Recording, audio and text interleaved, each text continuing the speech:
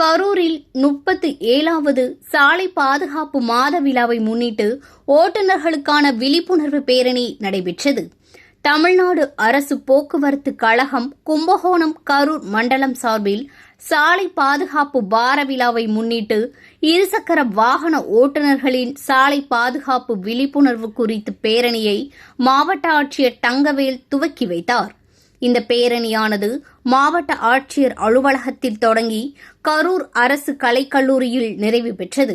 இந்த பேரணியில் இருசக்கர வாகனங்களில் 2க்கு மேல் செல்வதை தவிர்ப்போம், சாலையில் போட்டி போட்டுக்கொண்டு வாகனம் ஓட்ட வேண்டாம், குடிபோதையில் வாகனம் ஓட்ட வேண்டாம், செல்போன் பேசியபடி வாகனத்தை ஓட்ட வேண்டாம், இருசக்கர வாகனத்தில் ஹெல்மெட் அணிந்துதான் ஓட்ட வேண்டும், சாலை விதிகளை மீறுவது இழிவான செயல் என எண்ண வேண்டும், ஓட்டுநரின் உரிமம் இல்லாமல் வாகனத்தை ஓட்ட வேண்டாம், சாலை விதிகளை மதித்து விபத்தினை தவிர்ப்போம் உள்ளிட்ட பதாகைகளை கையில் ஏந்தியவாறு இருசக்கர வாகன ஓட்டுநர்கள் மற்றும் கல்லூரி மாணவ மாணவிகள் இந்த பேரணியில் கலந்து கொண்டனர்.